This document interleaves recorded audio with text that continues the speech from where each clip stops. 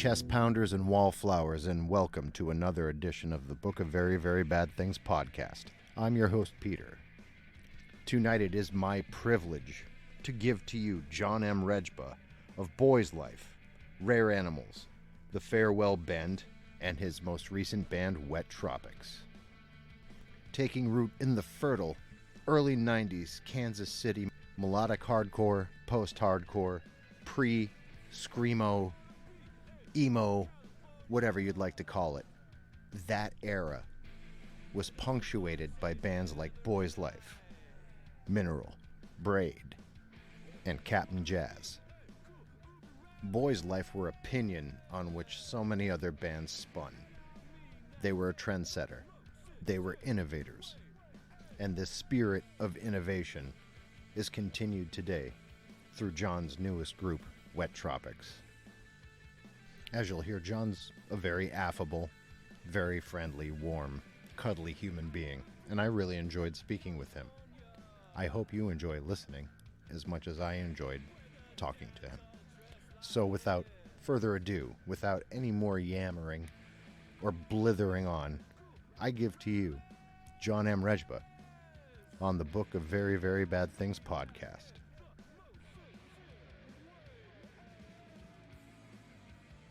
We're both Polacks, and we both come from plumbers. Yeah, families are plumbers. Yeah, when my family first immigrated to the U.S., they started out in the meatpacking plants of Kansas City. Swift and Armor were both huge, Kansas City stockyards and all that. They started with in the meatpacking, and then my grandfather eventually became a plumber, and most of them all became plumbers as well. And they're all vocational guys eventually, but my father was the first one to actually go to college and have a professional life. Mm-hmm. But so did everybody else. So all his cohorts and buddies back then. We grew up in the area. I didn't grow up there, but my dad did. It's a place called Strawberry Hill in Kansas City. It's a Slovak, Croatian, Polish neighborhood in Kansas City, Kansas. It's actually kind of funny now. It's kind of supposedly, I haven't lived in Kansas City for over 20 years, but supposedly now it's like the cool place to live. It's like kind of up and coming. It's actually really interesting. Like the bowling alley at St. John's Church, which is the big Polish church in town, Croatian Polish church in town, was Roman Catholic Church. Was they have a bowling alley, and they have this awesome bowling team and stuff. But they open it up, and they have really cheap beer, and it all goes to the parish and all the stuff, and so it's like the hip place to go, like on the weekends. That's awesome. Which is crazy because it's like I was like, I used to hang out at this place when I was a little kid, and I mean, whatever. It's just some stupid place. It's some stupid place I had to go with my grandpa. Yeah, it was where the old guys went. Yeah, it's where the old guys went and like hung out. That was me as a little kid in the Polish Falcons nest. Yeah, exactly. You know what I mean? It's like, yeah, okay, I got to go hang out with my grandpa. We're going to the bowling alley at the church. Oh, great. And once the booze starts flowing, I start hearing more in Polish. Pio, touch tutaj, szybko, prędko. Yeah. Okay, here I come. Yeah. Did you grow up with that too, the Polish speaking and all that fun stuff? It's actually really interesting. The culture in Kansas City, they were much very, very wanted to be very American, and so they pushed a lot of those the language and some of the cultural stuff out. Because it was such a mixed bag of Croatians and Slovakians and Polish, and just Eastern Europeans in general. Mm. Um, they quickly kind of assimilated and became more American, and it just held on to the little things that they wanted to hold on to. And it's very interesting because I mean that there is a whole generation of people that are like that who came to America. Um, my old boss, who was German, he was German. He came during the Cold War. He came in '67, shortly after graduated college, and you wouldn't you wouldn't know him from he he doesn't talk about Germany.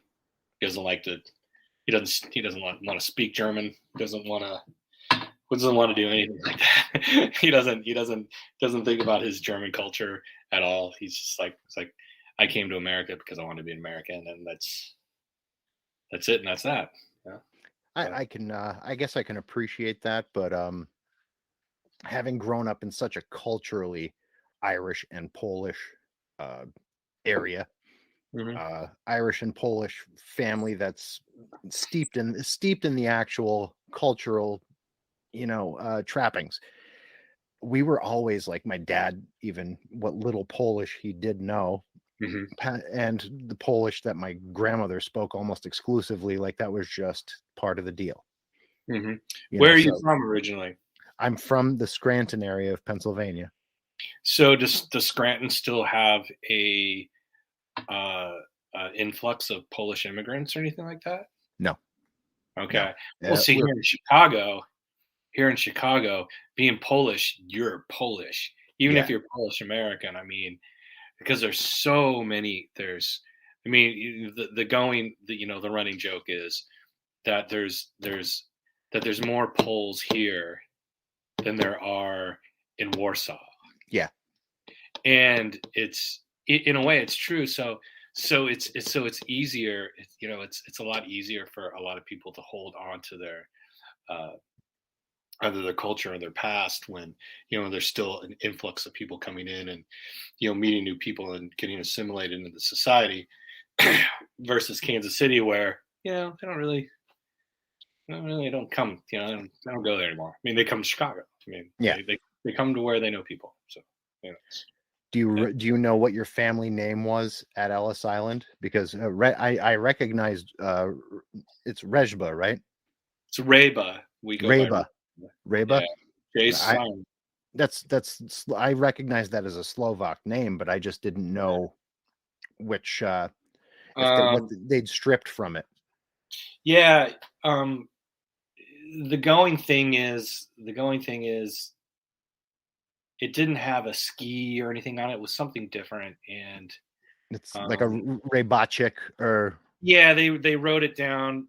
They wrote it down as phonetically, and also I think word has it from some family members, my ancestors decided that it was to try to take the name and Americanize it. yeah, that's what I'm to So, understand anyway. yeah. Because So, Tansky itself, my last name Tanski, it's pretty yeah. simple, but it's actually it has that the umlaut over it and the other hatch mark that I don't remember the name of, but it's Tainsk and it means dance.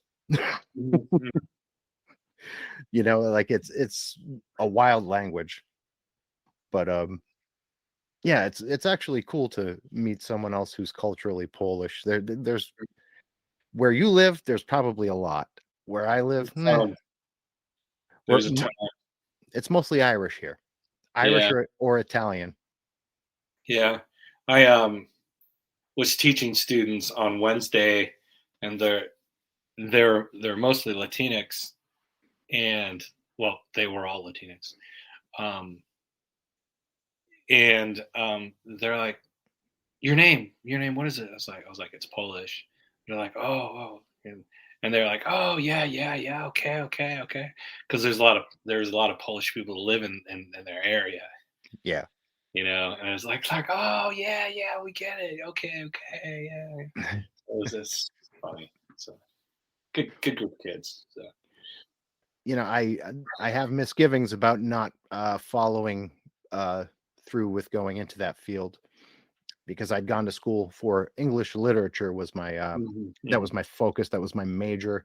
But obviously, what are you going to do with that, with the exception of either be a tech writer or a teacher? And my dad was a pipe fitter, and I decided, you know what, I should have just gone to trade school. I just had too much fun in college following your band around. As a matter of fact. Well, that's awesome. But yeah, I mean, for me, I this is actually my second vocation. Um, for 20 years, I was a cartographer. I made maps for a company here in Chicago, and I was the last man standing through attrition. They slowly, one person left, then another person retired, then another person was laid off or whatever, and then I was like, okay, so it's just me now. And I did that for almost 5 years before they laid me off. And that was 2019, right before COVID hit. So I was really trying to bust my butt to try to find a job. And and as I was beginning to look for a job, I realized that I may need a little more education for some of these positions I'm applying for. Um, because I was in such a highly exclusive technical field, I was trying to have I was having a really hard time trying to um, take my knowledge and my skills and push it into a new lucrative career. Mhm. Um, I have plenty of art and design skills, and so over COVID, I did a few record covers and stuff for some bands and stuff, and that was great. I mean, I made a little money here and there, but it was really nothing to shake a stick at, nothing to pay the bills. Yeah, So gig yeah, work. it was like, I was like, I really don't want to go into that field. I don't want to be a graphic designer. I don't want to, it's not why, you know, I want to be, I want to be doing geography. Mhm. So, I, I spoke to my mom. She's like, well, the one thing you can probably, it's like if you want to teach, and it's like that was kind of going to be your fallback if, if the map making thing never worked out. And I was like, okay, all right, I'll think about it a little bit. And COVID, being in lockdown and everything gave me plenty of time to think about that stuff. And that's how it happened. That's how I was like, okay, I'm going back to school. Holy crap, I'm doing this. I'm getting my master's in education. Never thought I would be getting my master's in education. Figured it'd be geography.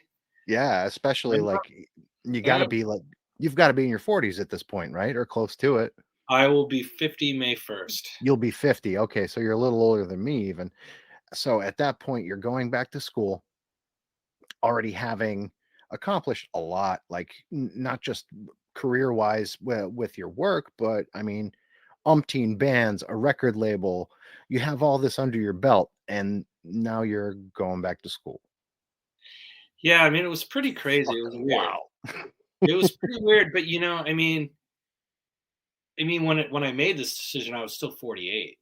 So I mean, Okay. I didn't really think about because you have to have 2 semesters. You have 2 semester at Northeastern Illinois University, where I go to school. You have 2 semesters of coursework, Mhm. and then you have your semester of student teaching to get your professional education license through Illinois, state of Mhm. Illinois. So, so it's 3 semesters. So I turned 49 in the process of this whole going back to school thing, Mhm. and now everyone was 50. You know what I mean? So it's like you don't really think about it in those terms until you've actually done until you start doing the work and you look you look at all the time served on this Mm. stuff. So yeah, That's incredible. pretty wild. But COVID does weird things, man. I It, mean, it, it, COVID has done a lot of weird things to a lot of weird people in a lot of weird ways.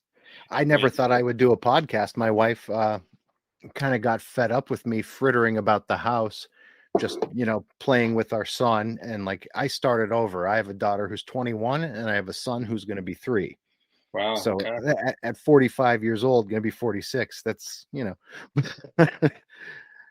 she's like, you used to do fanzines, you're still in a hardcore band. Like, why don't you just do a podcast and interview Yeah, people? do something fun. Yeah, I agree.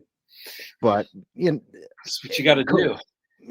but it's not quite the same as going and launching an entirely new chapter in my professional life.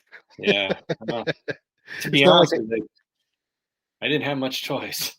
sure, yeah. Yeah. I mean, that's one of those fields, to be a cartographer. That I don't know how much of a job market there is for something like that, but you kind of There have is. to be passionate about it to have, gone after it to begin with.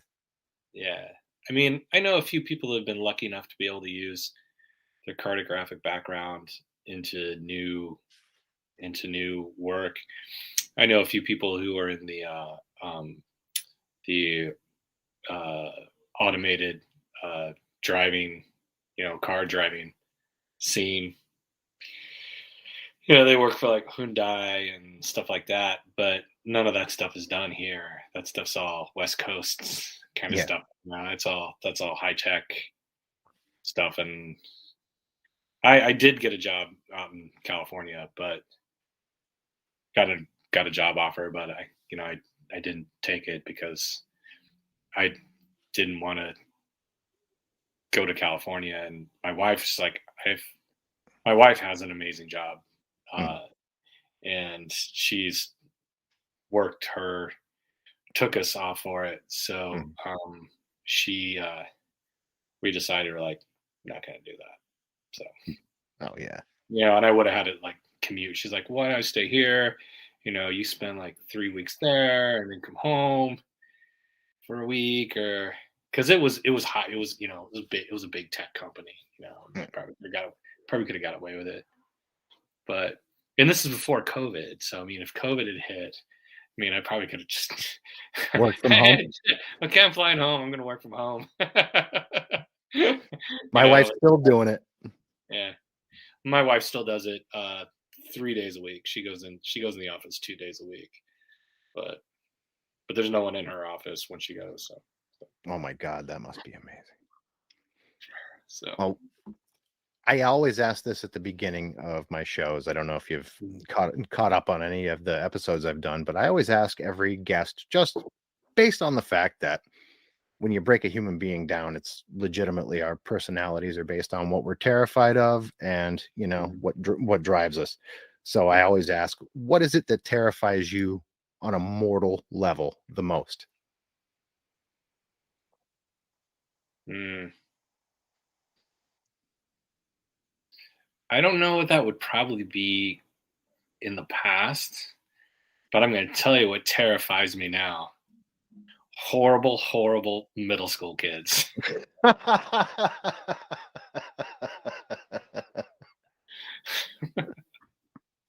And that's They probably are what out you there. were when you were in middle school, just like that's what I was when I was I in middle feel school. really bad because I was one of those. Yes, I was. Yes, I was. So that's probably what terrifies me now. Students that won't let me, do my job. You know, but Well, the thing is, like, I think when you and I were in junior high school, middle school, you had to kind of be an outgoing jackass to be a disruptive student. Now it is just like, what are they going to do to you? What are you going to do to them to really like just hold them at bay? When I was in junior high school, there were still nuns around. right, yeah, We still yeah, catch 5 across the eyes if I really screwed up, you right. know. Now it's legitimately your hands are tied. Please don't do It's this to me. weird. I mean, it's weird because there's just too much stuff out there from cell phones, and they all have computers and everything. They got all these new ways of distractions and distracting you, that it's just it's it's difficult, but it's okay. I mean, Mm. I you know I have a thick skin. Well, I would imagine you would have to, after having been through uh, the era of the scene that you started in. I mean, Yeah. I think I remember. I think I remember, if I'm right, the first two Boys Life split 7 inches coming out in the mid '90s. Am I Yeah. mistaken? And Nice. it was that was a really that was a time in our music scene, our world, that was very much inhabited by either like psychotic vegan metal, like ultra militant vegan metal guys, or the thuggy hardcore dudes, or just us who were left in the middle, like, oh yeah, I like some of this and that, but I also like Embrace. you know? Right. Well, so were you in Scranton the whole time, or Yeah, but were you living somewhere else during the mid-90s? well, in the early '90s, I went away to college, to New York City. I went to NYU, Okay. and but we had a phenomenal hardcore scene in this Right. area Right. from around 87, 88. Yeah. Things really jumped off here in the town I'm from is called Avoca, which is this Uh, tiny little shithole of a place, but right. it's Right. right beneath Scranton. Yeah. We had a scene. That's where the Yeah. seeds were planted, but I went to New York City, and then I really hit the ground running there. Yeah. Well, yeah. See, it was interesting. Like Syracuse. I mean, that was like our introduction to like the the tight knit hardcore scene. Yeah. Um, no, Kansas City. I mean, every scene has a different scene, and Kansas City scene was was very very different than what you experienced. I mean, we came from a scene where it was very really like when Nirvana and everything exploded. It just kind of set everything off for everybody. Mhm. Everybody knew that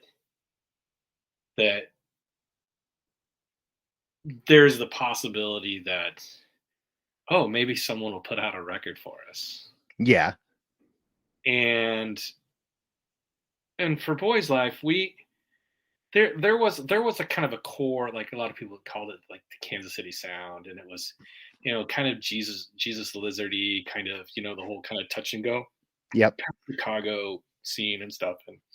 And we didn't want to be that way. We were really into Superchunk and Jawbreaker and Driver Yeah. Like Jehu, and just a lot of stuff. Which don't get me wrong, many of those the the Kansas City sound bands were, that were postmark, the stamp of approval of Kansas City sound. They were really super into that stuff too, and many Mhm. of them, even eventually, relocated to California and San Diego area and stuff, and embrace that whole, Southern California scene, which is kind of interesting in a way.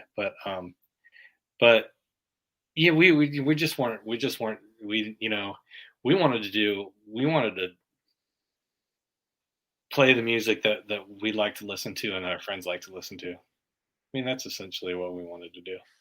But you guys didn't sound like, even though like I like all of the bands I'm about to mention, you didn't sound like Giant's Chair. You didn't sound like Mineral. You didn't sound like Sunny Day Real Estate or any of the other bands that people would sort of like funnel you into the same general like edge. You know what I mean? Hmm.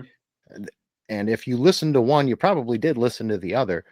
But Hmm. I think that's where the quote unquote sound kind of ends. Yeah. You know what I mean? Because like even if I'm not mistaken, Get Up Kids are from that general area to the Kansas City. Are they They're not? some of my best friends See, to this day. I I mean, they're we all practiced together. We worked on each other's vans in our backyards. hmm We and did and and therein, Coalesce is coalesce. right along that line too, and they're vastly dissimilar, Yeah. but like that whole second nature. Well, Jess is a whole. He's another whole human being, man. He's that guy. That guy. Yeah. That guy's brilliant mind. I have to tell you, the things that we discussed. Because he used to live here for many years when he went to University of Chicago, Mm, when he was doing religious studies, and we would hang out a lot before him and his wife and kids moved to St. Louis. mhm. And man, he's just such a brilliant guy. It's just, I mean, I don't think anybody can do what Coalesce does. Well, I think the fact that they didn't wear themselves out was probably a good thing as well, just based on the fact that like the intensity they brought. And I don't know if you remember this, but there's a video of it in that DVD box set they did. They did a fest in my area, Mm. and Sean picked up the snare drum at the end of the show and tossed it, and he actually broke my buddy's girlfriend's nose with it. He didn't intend to. He just wung it in the air, think and I know that story just a little yeah, bit. I think they got a lot of shit for it. I they think. did. And he did. They were just trying to, they were trying to be like the Who, man. They were going off, and it was a lot of fun. And I was legitimately right behind the drummer when it all went down. And he didn't aim it. Uh huh. It's not Yeah. like he went, you. He Yeah. launched it in the air. It was just an intense moment, and they were in it, and Yeah. that's how it went down. But I think what I'm trying to again drive home is like there wasn't a sound from that area, Mhm. and I think we can both agree on that. And Boys Life, I think, could have been on Sub Pop, been you know like a contemporary of Nirvana or Jesus Lizard, had I don't know, had the fates been willing. You know what I mean? Because Well, you guys had traction, and you had a lot of traction. yeah. I guess so. I mean, I'm not. I don't mean to like open any old wounds or reminisce about has-beens or could-have-beens or whatever. But you know, when you're so incredibly young and you just want to do it, Mhm.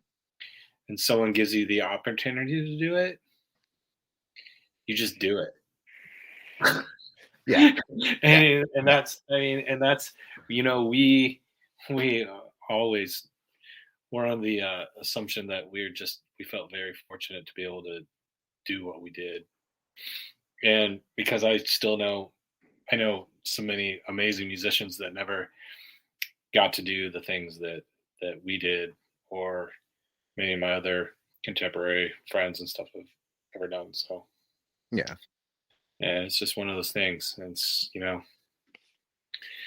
so you just we're just the kind of band that just took it one day at a time, and one opportunity. It was a good opportunity, we take it. If it wasn't, then we wouldn't take it. Yeah. Well, you kind of kept the train rolling though, because it's right into the farewell bend at that point, right? Yeah. I mean, yeah, when you know, when Boys Life broke up, it's you always want to keep playing. I mean, Mhm. that's what you want to do. It's what you do. That's what you're meant to do.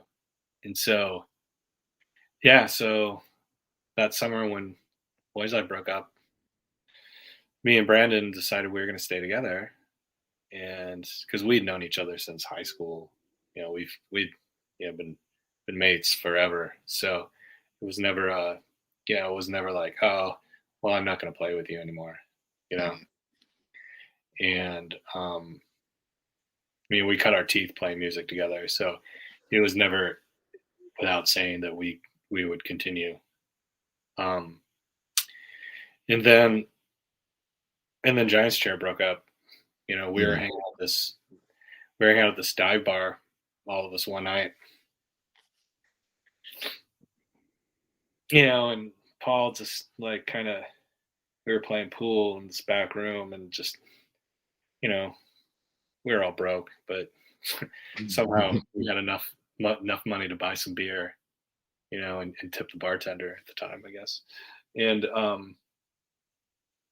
and he's like, hey, you know, Brandon Cameron was playing pool. He's like, hey man, Giant Chairs, man, they're it's done, man. It's like Paul wants to play with us. I'm like, oh, okay, cool. Just have him come over this weekend. We'll jam. You know, Yeah. like, okay, cool. You know, and we ripped out a couple songs, and we're like, okay, I guess this is the new thing.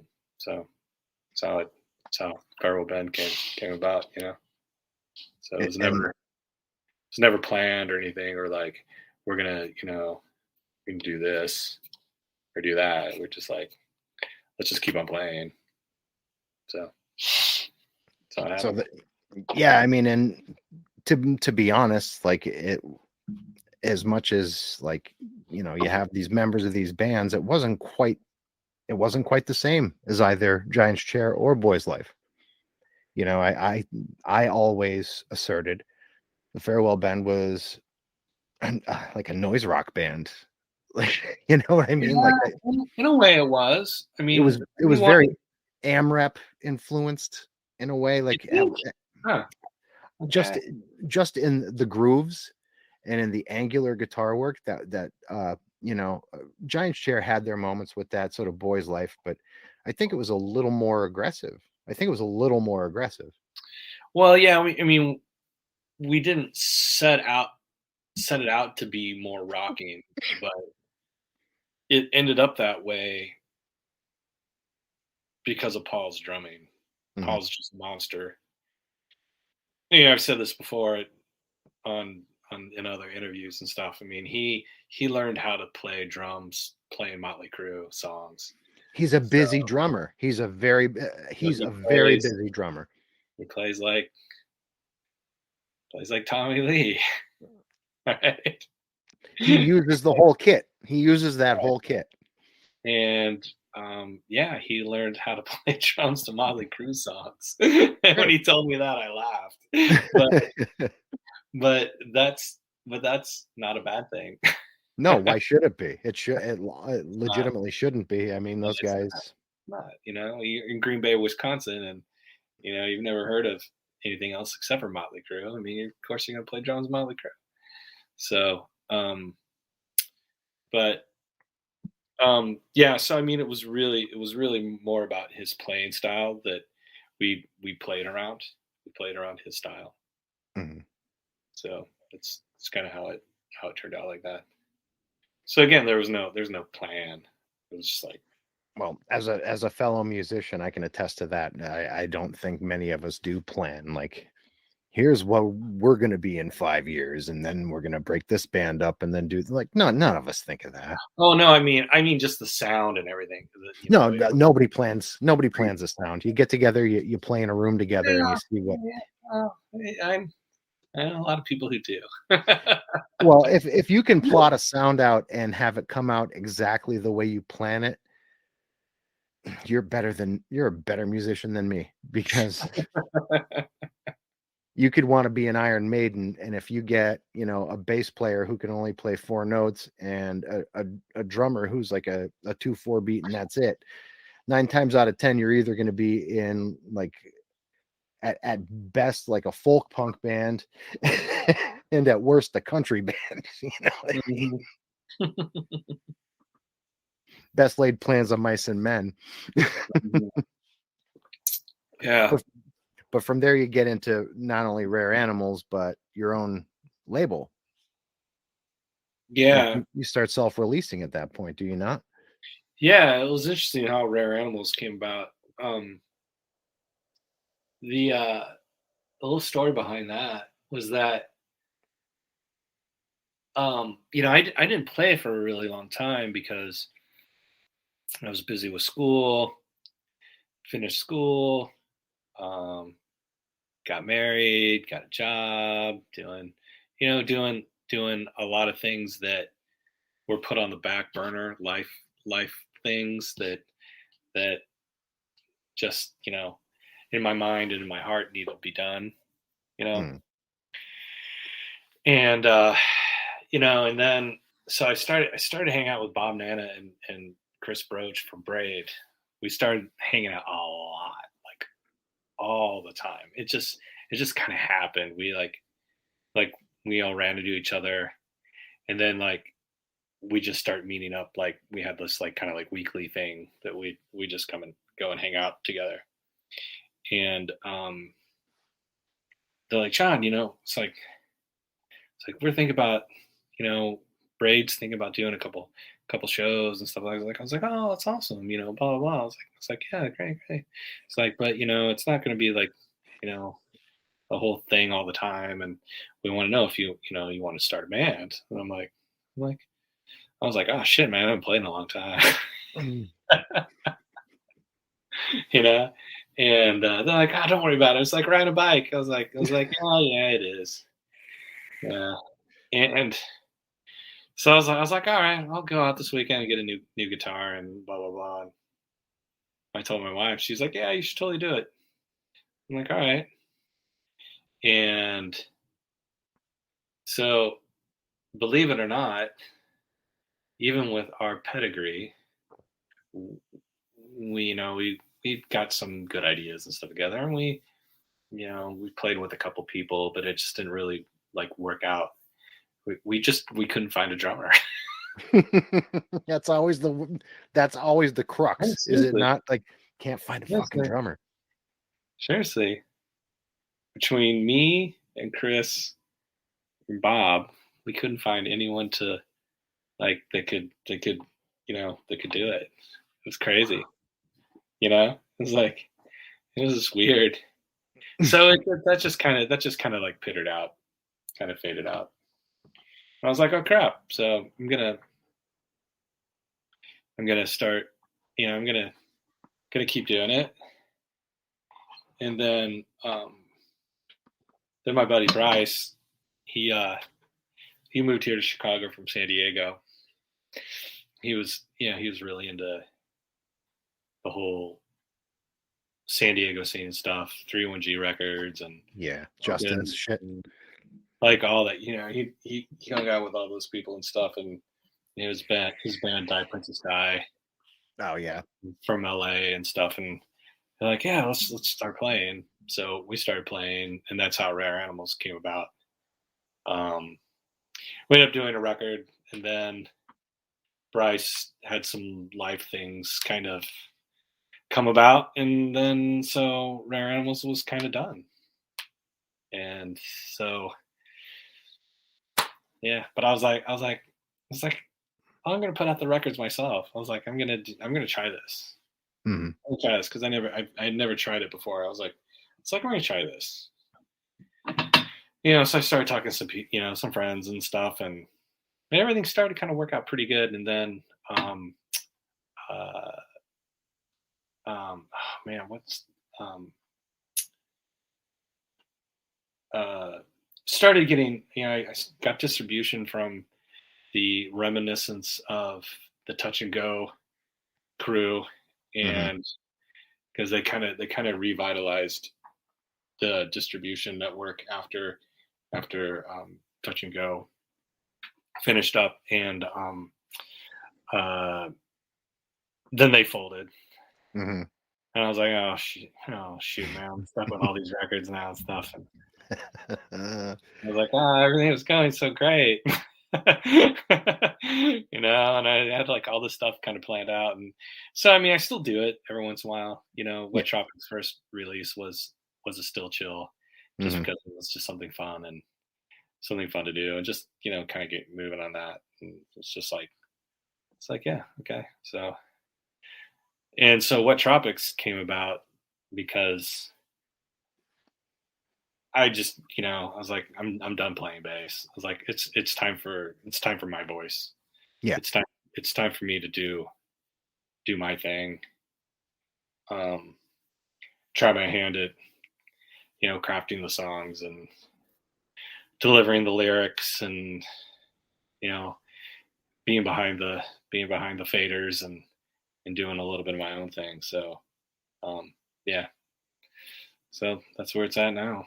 So What's interesting is, like I followed your trajectory until Wet Tropics. I didn't know about Wet Tropics until a guy I worked with who was not at all involved in our type of scene yeah. whatsoever. I mean, he enjoys the music. It's just, it was never like, he was never ensconced in it. And Yeah. we were at work. This guy, he's a good dude. He comes running up to me. He's like, Pete, have you heard this band yet? No. So he just made me a CD of it. Yeah. I threw it in. I still didn't know it was you, and I liked it. Yeah. I'm like, I'm driving around. I'm like, this fucking rocks. This is great. Like, it's really angular, really, like, reminiscent of that whole. I don't want to. I don't like to call it indie rock because it's not. It still has that noise to it. Yeah. Still has a grit to it, but it's got like good, solid hooks, like grab you hooks. So I get home and I start looking on the internet. And I'm like, you gotta be fucking kidding me. How the fuck did I not know this? Because at this point in my life, I still keep up with like a couple names. I Mhm. still play in a hardcore band, but Yeah. I'm not going to shows every week. I don't buy fanzines. What the fuck? So I look it over and then I was all in. I was all in. Cool. Well, And welcome. Welcome to everybody in.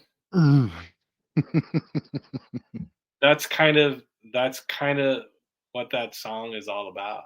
That yeah. song that song the it it kind of the idea the lyrics aren't really about like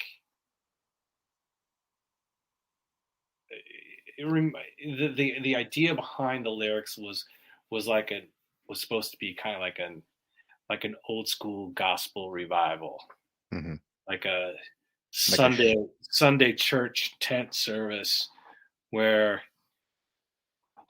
where the uh where the pastor or whatever is be holding snakes and be like, hell, Lord Savior, ah. Yeah. I mean that was, but I mean that's kind of was like it's like that was kind of got the ball rolling on where the song was gonna go lyrically. I mean it didn't turn out like that lyrically because I'm not gonna like say a story. I'm not gonna sing a story or something like that. But I mean it was kind of all about like spirit. It was all supposed to be about like good spirits. Mhm. So That feeling of walking into a VFW hall and everybody's ready to go for the show. yeah, That everybody get in, man. That's what it's. I yeah. mean, that's what it was. That's kind of what the whole thing is about. I mean, the I'm a huge I'm a huge Brian Jonestown Massacre fan, and Oh yeah. I got a lot of I like a lot of not hippie stuff, but I mean I like I like lot of love, peace, love, and celebration, and flower power kind of stuff. Sure. I dig I dig that stuff, especially as I get older, Hmm. and um, especially being a teacher and stuff, and it's just like you want to be a good role model, and you want to be able to express yourself in passionate and like more kind of positive ways. Hmm. So some of my lyrics are political, and you know and they're not meant to be hateful. They're supposed to be more kind of more ironic, you know Yeah. because I listened to a lot of Pavement, when I was Wow. young. So Yeah. so I mean, if it comes across kind of weird, it probably has something to do with me just trying to be arty and like say something like being poetic about something or ironic about it. I mean, like, yeah, I mean that's kind of like Cool California was about. I always thought I was gonna be the one that was gonna be in California. Mhm. It's like now all my family lives in California except for my oldest sister. They all moved to San Diego. They all live in my whole fucking family lives in San Diego except for me. I live in Chicago. There's 8 inches of snow outside my door right now. Yeah. And it's like, I'm like, you gotta be kidding me. I was supposed to be the one that's supposed to be That, cool. I was the that one was that's my journey. that was my dream. That was my journey. And Stole my fucking thunder. so I mean, but I mean I go out there all the time, and the lyrics are just supposed to be pretty ironic, and that's like the whole thing's "Hey kid, wish you were here." It's Mhm. kind of like, a lot of some people make fun of me because they're like, that's that "Wish You Were Here" song by that one that surfy hippie band, that new Pink metal Floyd. band. No, Oh, that new metal. Um, you know, oh, Incubus. yeah, exactly. Incubus. Yeah.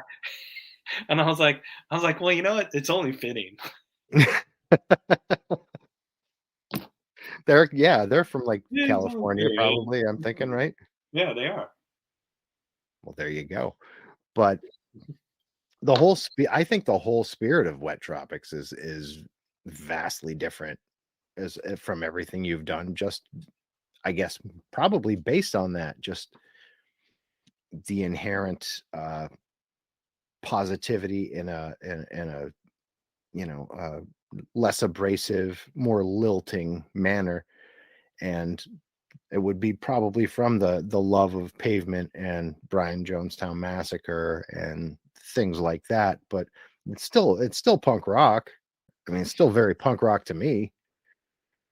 Well, But yeah. I mean, punk rock saved me. I mean, it made me who I am. Rock and roll wise.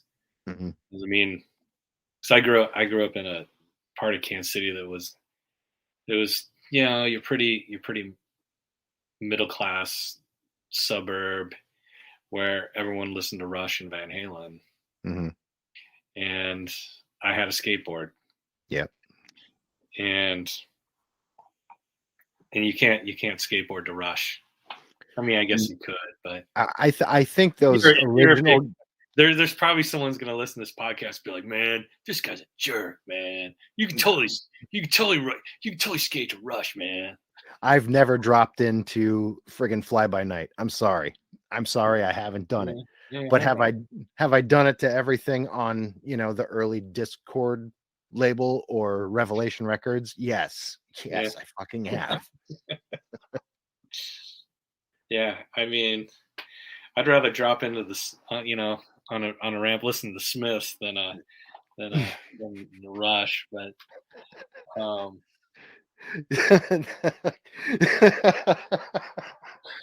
I tell you, I mean, it was just like one of the, it's like you know that saved me. I mean, Agent Orange and Circle Jerks were, Yeah. my first loves, and to me, and that's one of the things I wanted to do with this band. It was like I wanted to like kind of cultivate a sound based off of um, vintage vintage 80s sounds. Like I purposely went out of my way to buy old Boss reverbs and Boss Boss delay pedals and stuff. Mhm. Those are my main sounds from that I grew up with. I wanted those surfy, Cure-esque Smith kind of sounds, those early digital delays and stuff. I wanted that. I wanted those sounds, you know, Love and Rockets and stuff like that. I wanted those. Yeah. I wanted those kind of gnarly sounds that they got. And And Jesus and Mary Chain too. I hear so much Jesus and Mary Chain in what you do. You may not, but yeah, I do.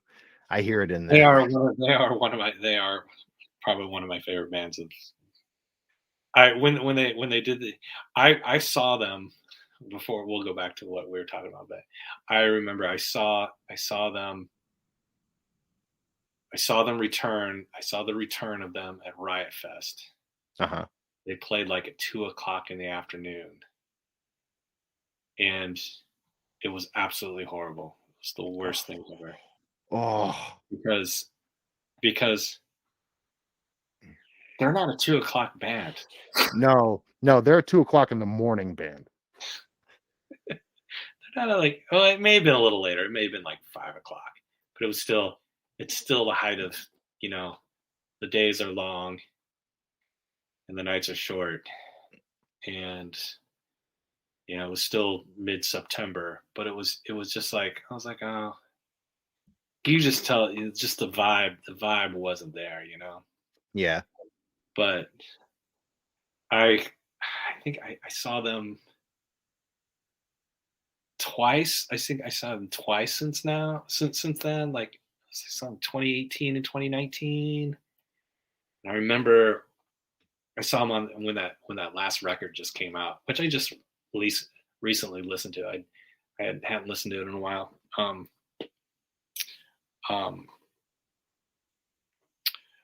Monkey's my favorite record from them, but Yeah.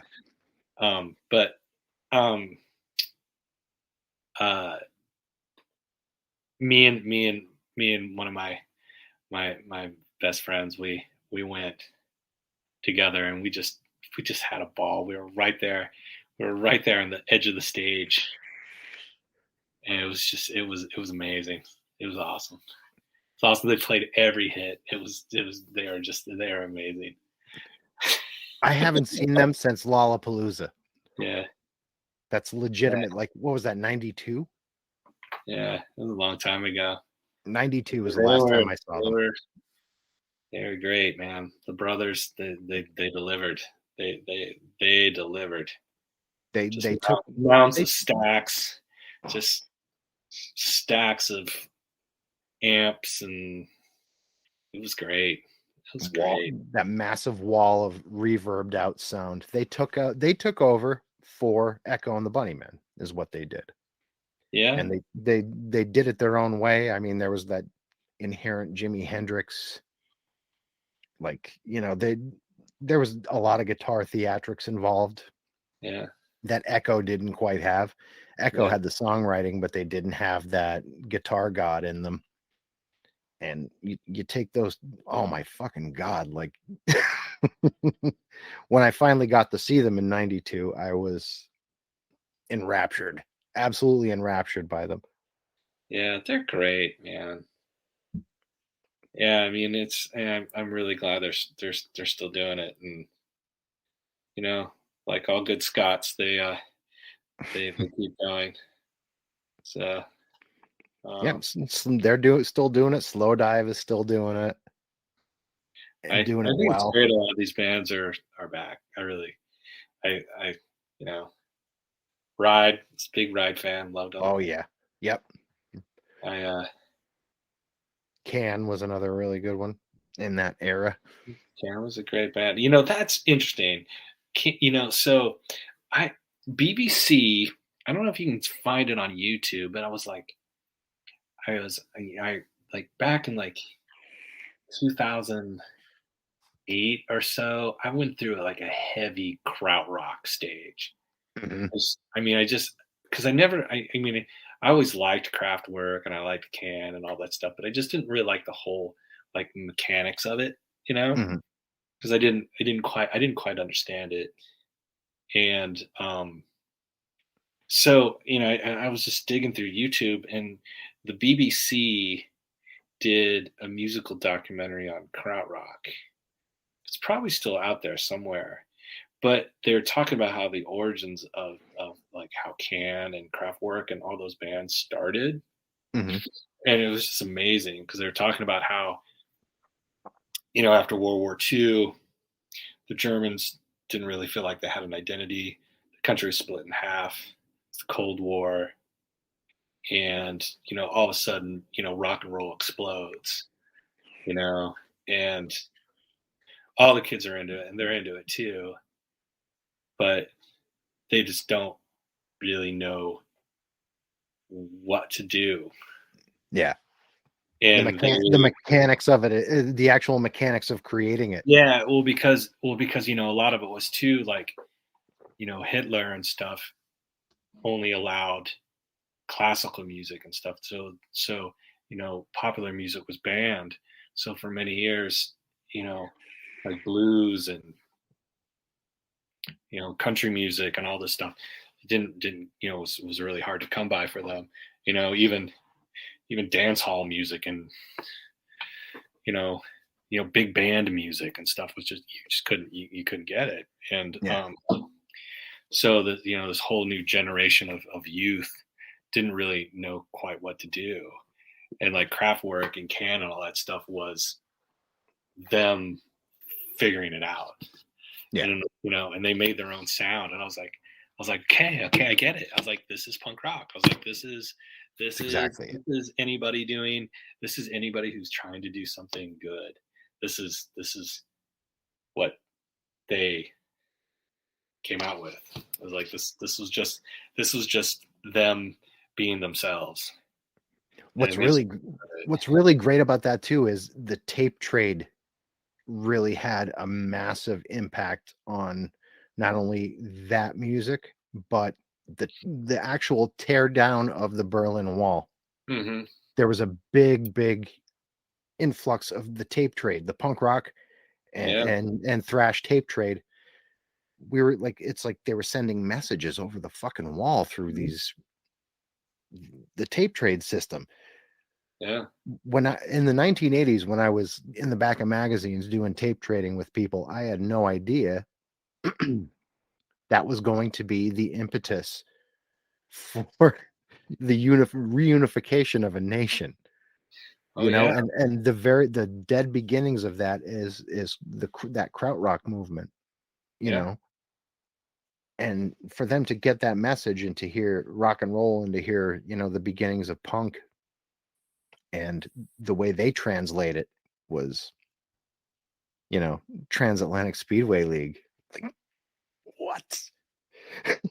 Holy Yeah. fucking It's pretty. I mean, it's crazy stuff, and that's the great thing about culture and developing things and learning it yourself and just being yourself that makes who you are. And that's really the whole idea behind what Tropics is. It's like, it was really time for me to be my voice and lend my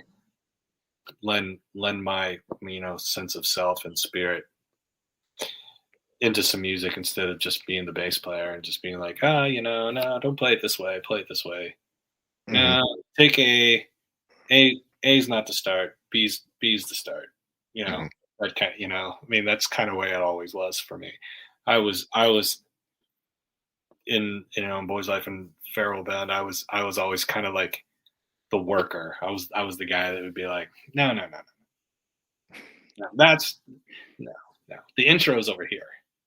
That should. That's how we should start the song.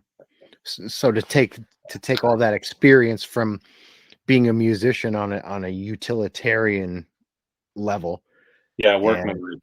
Yeah. yeah, like total blue collar Hmm. member of the band, and then to apex that Hmm. and become the conductor, the voice, the main songwriter. I mean, was there just a point within your musical career where towards the end of the farewell band where you're just like, I just I gotta do me, I'm done with this?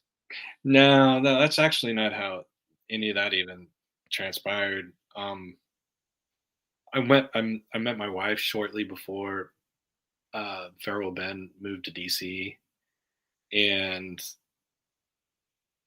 I just knew that I couldn't be in DC without her around.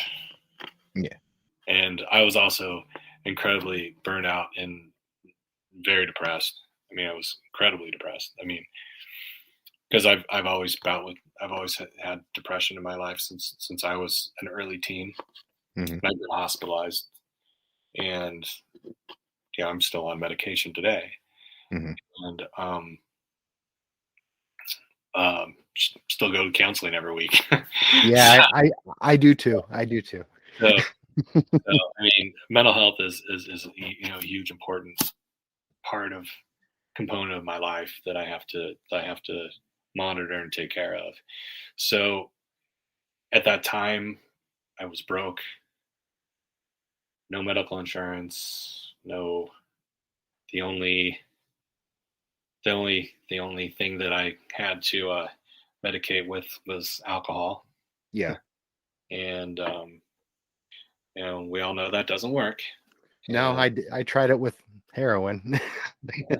That just doesn't compounds your problems.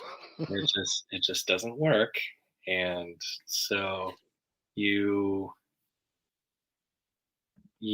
have to it broke, and I was like, you know what, I've I got to concentrate on me for a while. And that's essentially what it came down to. So I got to concentrate on me for a while and be John Rejba, not a guy in a rock band. Yeah. Especially since, like you're kind of like when you're suffering from what is essentially a very crippling mental health issue, and everything that everyone in these musical entities that you're a part of are basically saying, no, do it this way.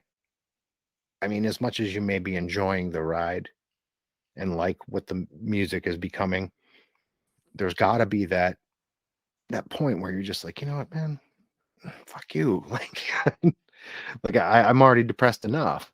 Yeah. Well, I mean, for me, it was just like, it was just seeing kind of see myself turning into like the band guy, Mm-hmm. like, yep, John's the band guy, you know. And it's just like I was like, I think there's more to me than just being the band guy. Yeah. And I think that I was like, I'm fooling myself if I'm just going to keep on just kind of, doing this for. It's just not going to be good in the long run. So No, and you lose yourself. Concentrate myself. I needed to concentrate on me. I mean, I put me on hold for music, and sometimes you just gotta say enough is enough. And it's like, I quit school to be in a band, and yeah, like I was like, okay, I put all this other stuff that wasn't important at the time, but now it's becoming convincingly clear that they are important. Yeah. And so just had to do my thing. So that happened. So were you a Prozac test subject as well? No, nothing like that. But you lucky bastard. But Prozac stuff. That's I tripped from Prozac. I actually hallucinated from it. Prozac's great stuff. Well, they didn't know what they were. They didn't know the dosages. They didn't understand how to properly dose a 12, 13-year-old kid. That's true. But now it is one of the most researched drugs on the market. Yeah. It's Prozac and Depakote ruined me.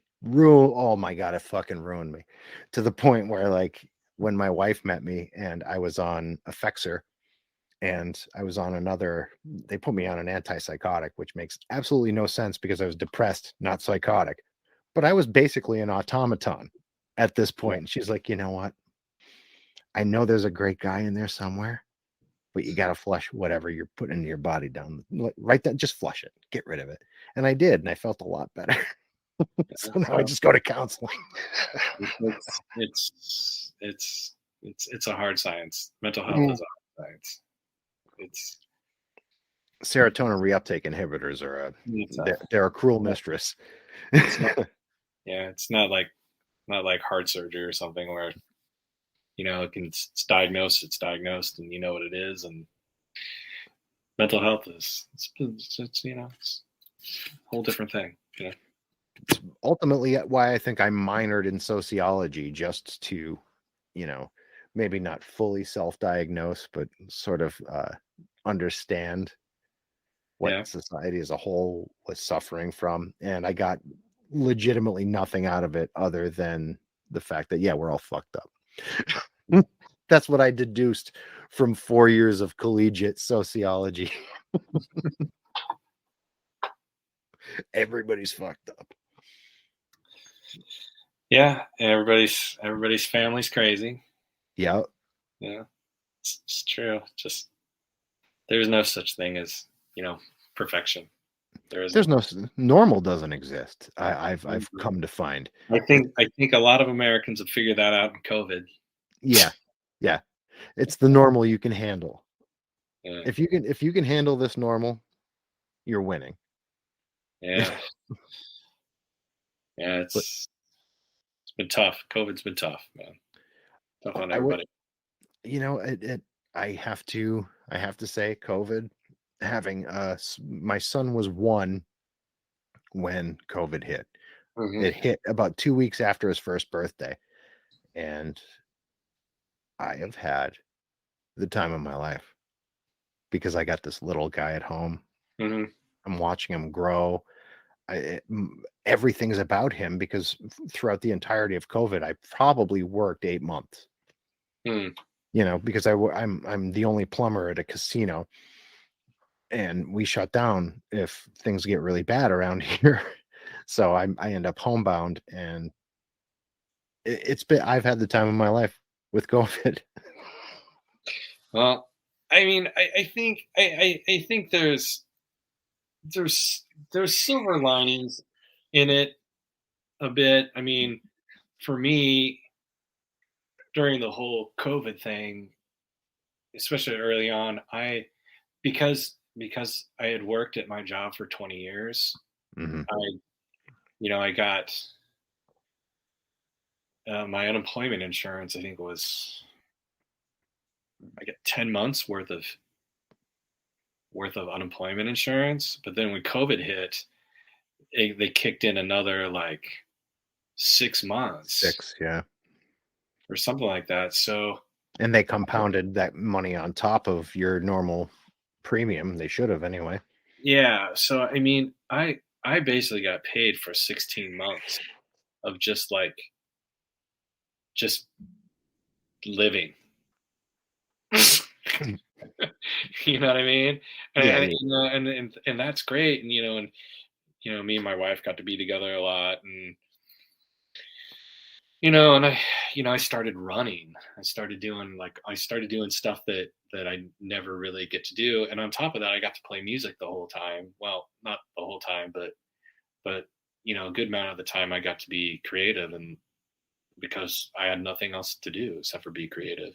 That's when I did the record covers, and the Farrell Ben record came out, which that's one of the records I did. I did all the relayout and all that stuff of that record. I liked how sparse that came out too. The way that layout and design was. I mean, it was very striking. Oh yeah, that's not me. That's all. That's all Jason Farrell from Blue Tip. He did that. Oh, no kidding. Yeah, I had to recreate it because he lost the digital artwork for it. And so I redid all that work, and And I did a record for a band called Heavy Seas. Hmm. Um, Sells the Heart, and it was a joint release between three labels: Sells the Heart and um, Little Rocket in the UK, and someone else can't remember. Um, but yeah, so I did that, and then I did a Boys Life live cassette, which was just a labor of love. I just did because it was during COVID, and I had nothing to do, but I wanted to have like a little pet project. Yeah.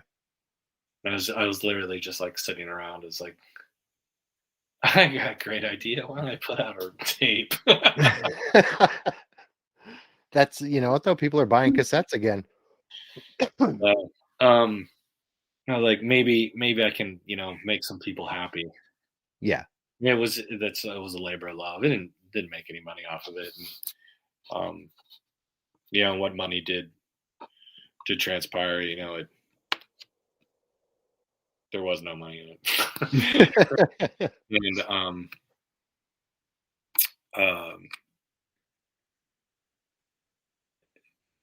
it was a good, it was a good thing. I did I was really creative over COVID. Got a lot of stuff done. Got the Wet Tropics record out, Hmm. the single out, did a video, did all the stuff that I was like, you know what? I was like, COVID has actually been hasn't been bad, but then it did get bad. you know? I Uh, think the lack of stimulation uh, from the exterior is what gets people. well, for me, it's been tough because being an educator, I'm around a lot of children who are not vaccinated. Hmm. Even though I'm fully vaccinated and I'm boosted and everything. Um, with the Omicron variant being as difficult as it is, I mean, I've pretty much have not been able to do anything. I've trying to keep myself sequestered from people so I don't necessarily get them sick or if they get me sick because I'm around kids all the time. They're getting tested, every other day, and I'm I've probably had Omicron. I mean, I don't know. I don't know. I probably had COVID at least a couple times, but I probably I don't know. I've never been tested, Yeah. but I got sick back in October last year during the D variant while I was student teaching, and I was pretty nervous. I thought maybe it was, but I don't think I had it because it felt very similar to what I usually get every fall. Yeah. So, and I was only sick for a couple days. Well, the fact is, though, a lot of Variant. people, younger people, if you get it, and you're not like you don't have a lot of pre-existing stuff going on, it can make you just feel like you have a cold, and then you slough it off. I'm convinced I had it as well. Right before it was in the news, I'd gotten Mhm. incredibly ill. My wife and I both, and we had our little son at home, and he didn't, but and then this whole COVID thing kicks off a couple months later, and I thought to myself, you know what?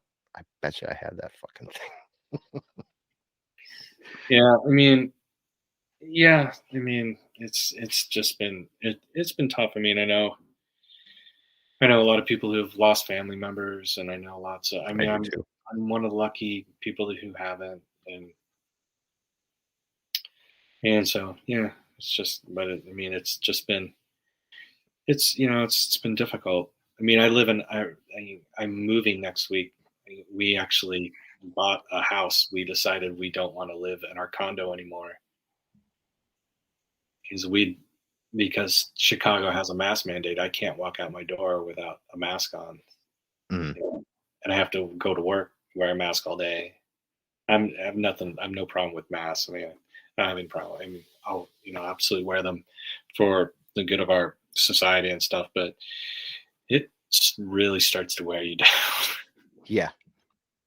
It wears you down.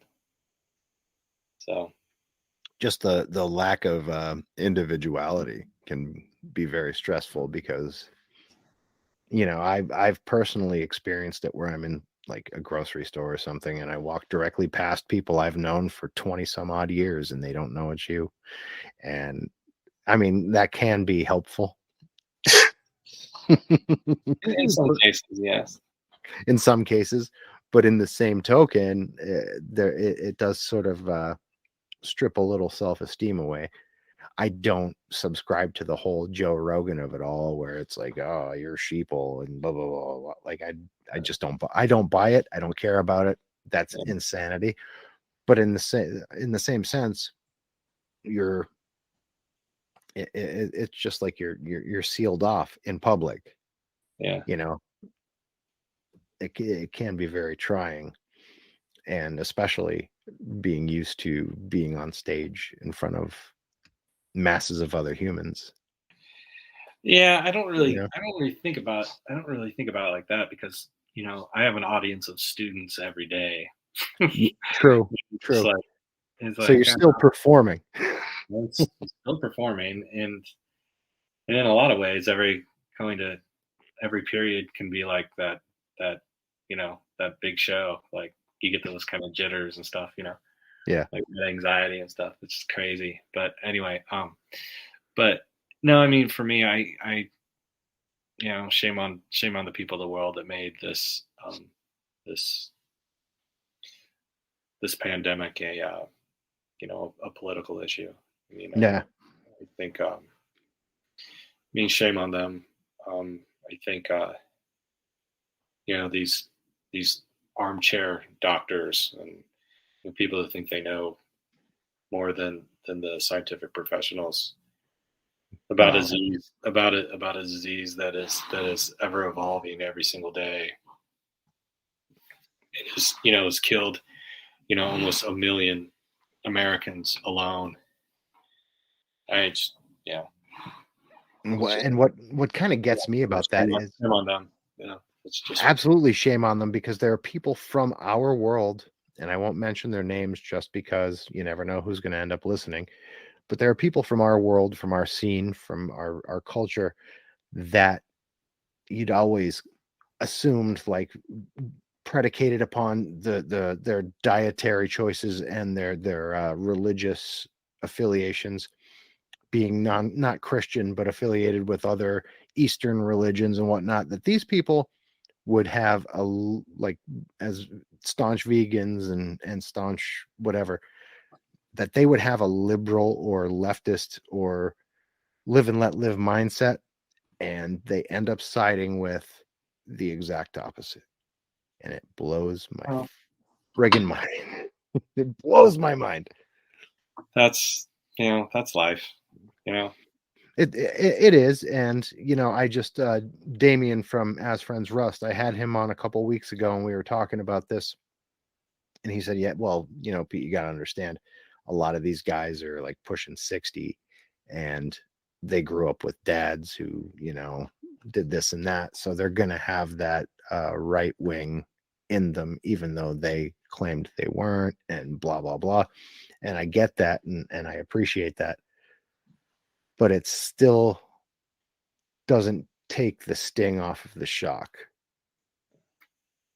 that people who sang songs to me about acceptance and unity and this and that are honestly people who stand for everything but that.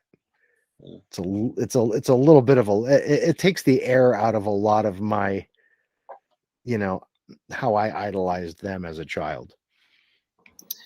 Well, yeah. I mean, it's crazy. It's the whole Morrissey thing. It's Oh just like well, that fuck me. Yeah, yeah, yeah. I mean, it's kind of like everyone deserves their right to be heard, and they're they're they have the right to their own opinions. But when this is science. and this is getting people killed. Mm-hmm. And it's important to protect each other and protect the people we love and your fellow man who you may not, care about what they have to say or whatever. But, Mm. I wear my mask. I wear my mask for everybody. Yeah. And it's not a statement. It's not it's nothing. I'm doing it for the good of our society as a whole. Yeah. You know, I'm a teacher. I'm a role model. I need to, I must, not a need, I must be that person who's, a voice of reason and a voice of honesty and intellect. Yeah. People look up to us and and I like to try to be best community member I can. And I live in a very diverse community and there's people of, all backgrounds and I care about every single one of them. And that's the reason why I wear my mask. So Yeah. And then I don't think that makes you a conformist or, I just don't. I don't think that's what that speaks about you or anyone else. It just comes down to the fact that you have the courtesy and humanity to protect everyone else from yourself. yeah, I don't want anybody to die from this. Hmm. Nobody should have to die from this virus. Yeah. No, nobody. And unfortunately, the post-apocalyptic reality of our current situation is, that's what we're up against. Yeah. And you get to still create music in the midst of it, and people are still touring in the midst of it. And I get curious, like, do you get offers for, like, would you guys come play this show, that show during, the height of this insanity? Yeah. Um, when it came to the farewell band, COVID messed everything up. Mhm. We had a lot of really big plans and had some really good ideas of what we wanted to do and you know it just it just didn't come to fruition because it's just not safe enough to do it. Wet Tropics, nothing's going on with Wet Tropics, live wise.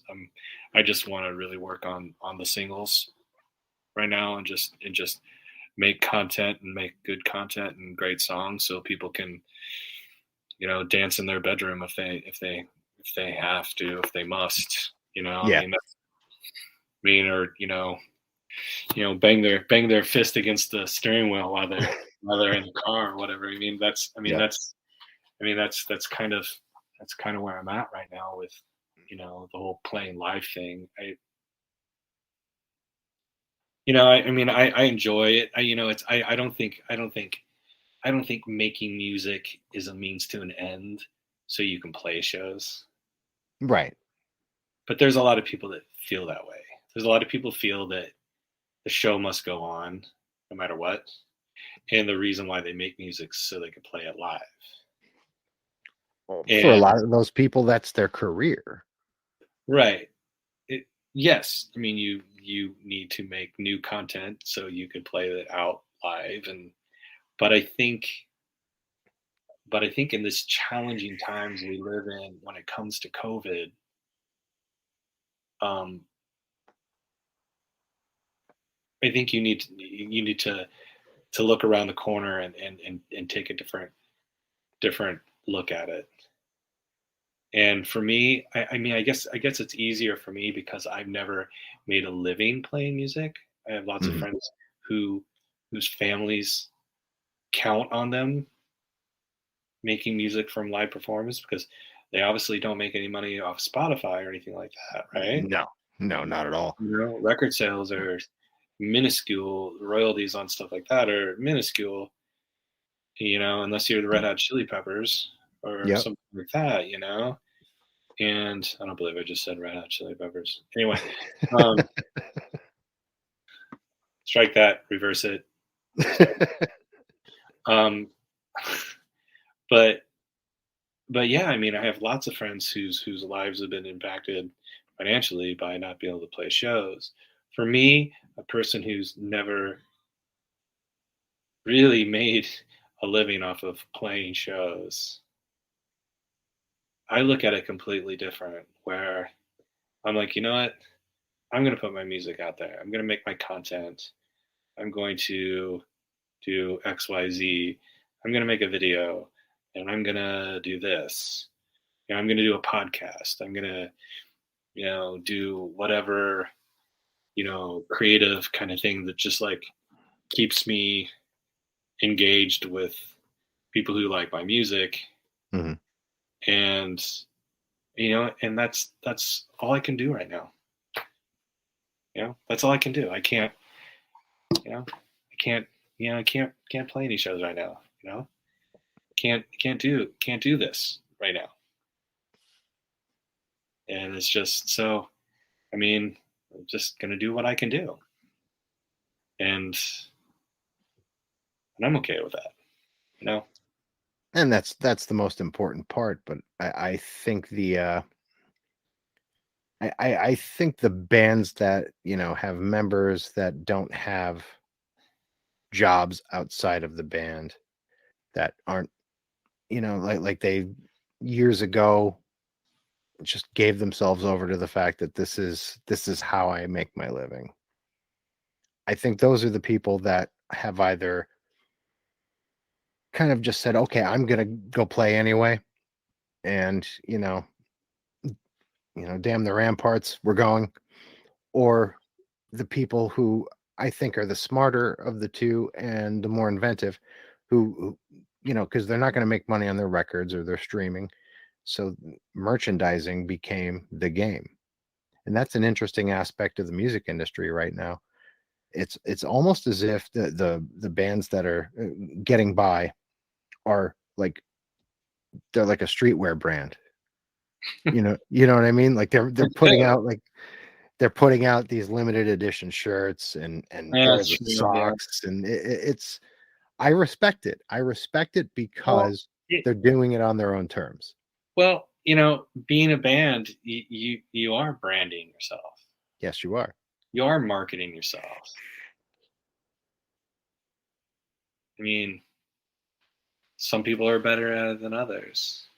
Some people are in the right place at the right time. Yeah. You know, some people just, have that word of mouth, or so and so on high just thought that, you're the bee's knees and you're going to be the next it thing or Yeah. whatever.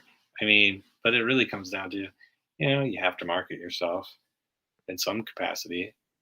I dig the Patreons and all that stuff, and people trying to do their thing. I mean, that's a good thing.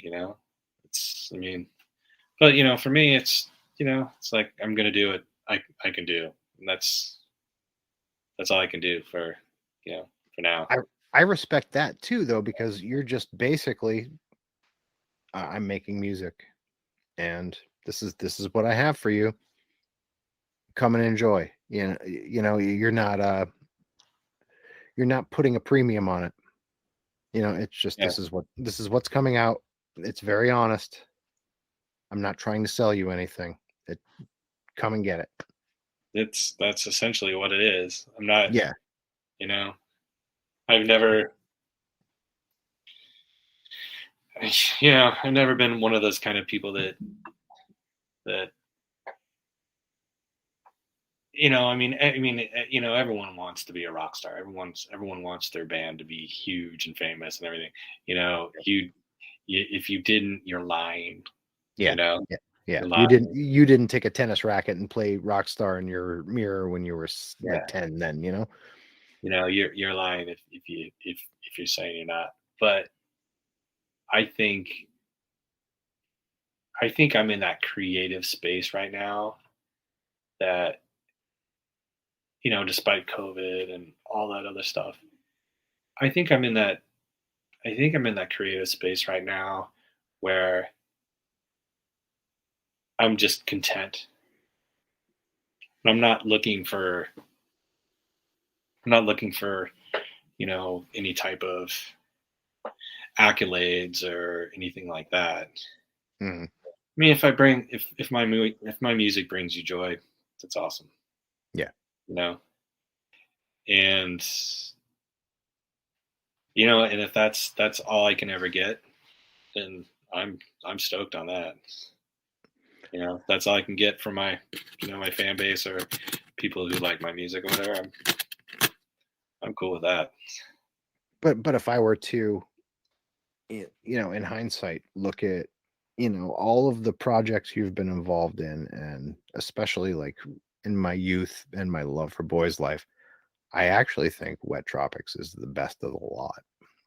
And that could be just my age talking, but it really works for me in a very Beatles, Rolling Stones kind of way, like the basic kind of way where, there's no preconceived notions pinned to it. It's just, I'm making this. I don't care if this guy with the straight edge swatch likes it, or this kid with the cardigan and the horn rim glasses standing in the corner like this at the show.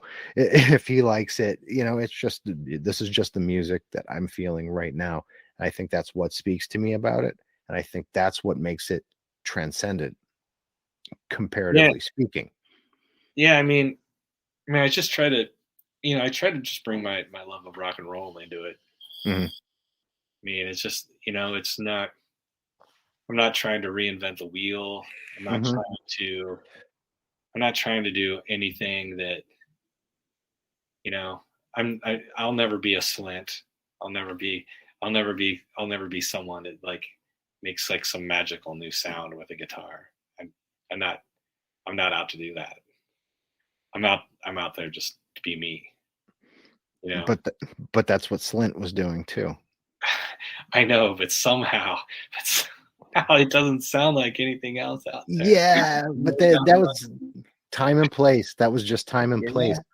But maybe what you're making. I'm just trying to use that as an example. You Yeah, ever yeah. listen to sometimes you listen to bands are like, man, they play the exact same guitar I do. They have the exact same amp as I do.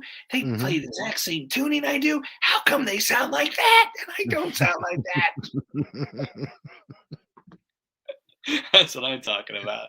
Yeah, I mean, but let's face it. They like one or two of those guys went from being in Slint to being, in like a Billy Corrigan side project, So for as much as they made fucking gold here, they made gold when they were a teenager. Yeah, that's pretty amazing work when you're still in high school. Yeah, absolutely. But what are you doing? What are you doing when you're 50? You know, Well, yeah. Look, Pavo's pretty popular guy. Yeah. Pavo's great. I'm not saying he isn't. I love everything the guy touches, even that Billy Corrigan Zwan side project. But you know, you're making something in your 50s that I'd be pretty fucking proud of. Thank you. I'm not 50, and I'm not 50s yet. Right, but close. Like we're the two of us are damn close. We're close enough. I mean, my buddy Mike from the band Lycia, he's in his 50s, actively in his 50s, and he's still making incredible, important, like relevant music. You can still do it. And sure, what he did in 1987 was groundbreaking, but he's still making considerably good music. And if you could still continue to do that, no matter if you reinvented the wheel or just did something really great continuously, I don't see how it quantifies really, just to like nerds like us, musicians, because I'm going to guarantee you, even people who like the music I cover and listen to my podcast never heard Spiderland. Yeah, yeah. I'm gonna pretty much guarantee that, and maybe everybody will go out and buy Slint Spiderland tomorrow. Let's hope. They should. They should. I think I'll go. I think I'm gonna go listen to it after this. That's a good idea. That's a good idea. Well, and for me, one of my, I think the only real formula I have in like playing music is you always want your next band to be better than the last one. Yeah. You always want the next song to be better than the last song. And that, I mean, that's just kind of I think, and for me, I think for me, I'm still chasing that. I'm still chasing that dream of like perfection. Yeah. I hope I never reach it. I don't think any of us ever do. I'm sure probably some people probably think they have, or critics have thought they have. But yeah, but for do you me, want to play? Do you want to play in a band with somebody like that? Because I don't. I know you say it, but yeah, I mean, it's just like, yeah, I think I'm still trying to chase that record that I'm just like, I don't know what I'm trying to say. You want your repeater. You want your Spiderland. You want your The Queen is Dead. Yeah, maybe one of these days. Yeah, maybe one of these days. We'll see. We'll see what happens. I think all it takes is just doing exactly what you do and allowing yourself the time and space to do it and not thinking about it. I think not thinking about it is the key to all of it. You're absolutely right. You're absolutely right. Yeah, that happens to me a lot sometimes. You just put too much pressure on yourself. The second you do that, you paint yourself into a corner, and Yeah, it's true. The second it stops being fun, it starts being a job, and when it starts being a job, it's not really rock and roll anymore. Anyway, Right. It's true. But Right, I man, haven't we've been talking for 2 hours, man. Yeah, brother. Someone's gonna sleep during this chat. I have the longest I've logged in on a conversation is 4 hours. All right. Or 4.5 hours actually, with Damien from As Friends Rust. Yeah. And legitimately, we got off the podcast and just called each other and was, yeah, dude. So anyway, here's what I meant with we just kept fucking going. It was amazing. Wow. But right. Honestly, in summation, if we could wrap this up and put a bow on it, yeah, I think the point is, through all of the COVID of it all, and your journey in your new career and your journey into your current incarnation of a musical entity, what you've been whittling away at. And I don't think it's just trying to make your own Spiderland or trying to make your own fucking Nevermind or whatever. I think you're just trying to get to you, yeah, and make that sonic statement that you can say in your heart of hearts, this is entirely me. yeah. That's essentially what it's all about. I mean, in a nutshell, yeah. And I'd like to think that what you're doing now, you're probably coming as close as you're going to get. So if you just keep, doing what you do, you're going to reach it. I think so. Yeah. I didn't mean like you were done, like fuck you, buddy, you're over. But what I meant, man. what I'm saying is you like that elusive path that it's always elusive, and it should be. It should be, but I think this may very well be the path to the defining statement for you, because like I said, I'd followed you throughout the entirety of your career, Mm-hmm. lost you, and Yeah. then a graphic designer at a casino that I'm a plumber at comes running up to me and says, I got a band you're going to love. Wow. And it's you. Cool. How did he discover us? Just screwing around online because Right on. the dude he has an eclectic taste in music. He has a good ear. And Yeah. he said, Kansky's going to like this. I'm going to bring it to him. Right on. Right on. Cool. So there it is. Dig it, man. So I think with that puts a really tidy bow on it. What would you like to leave us with tonight, sir? Oh man, I'm exhausted. Oh, my cat wants to say bye. That's what she wants to say. Bye. Where have you been? I've been on a podcast. I have 3 of them running around somewhere myself. She's upset. She's upset because we're packing. Oh yeah. Next week, so she's gonna hurt next week. So she's like, what's going on? She's gonna be pissed when you guys move. I think she's gonna be stoked because she's gonna get lots of windows with trees and birds are gonna be in them, and she's just gonna be like, "What the heck? Stop this!" I love it. She's gonna love it. All right, my friend. I'm so glad you as well. I'm glad you came on tonight. Yeah, absolutely. Thank you for having me. I really appreciate it. I appreciate it. So you have a good night. We'll do it again. I hope so. Okay, right on. All right. Later on, brother. Right. Take care. Bye-bye. Bye-bye now. And there it is, folks. John Rejba. I've been listening to Boy's Life since the early 90s.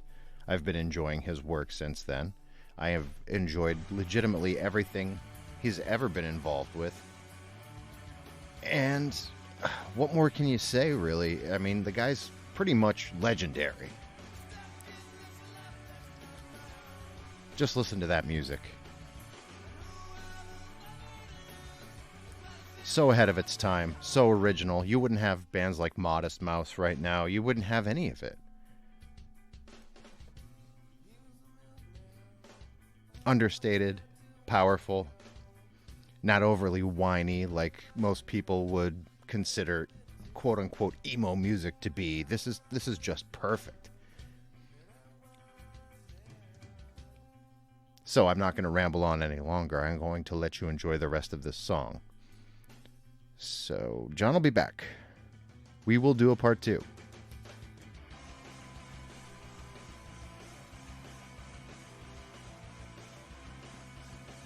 So listen, everyone. Be good to each other. Love each other as you would a sibling, a best friend, even people you dislike.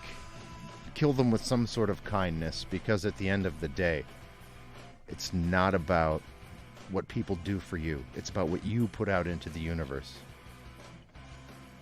And what you put out, you're going to get it back. Believe me. So from all of us at 3:33 a.m. Studios, he's been John, I've been Peter, you've been beautiful, and this has been the Book of Very, Very Bad Things podcast. Good night, everyone.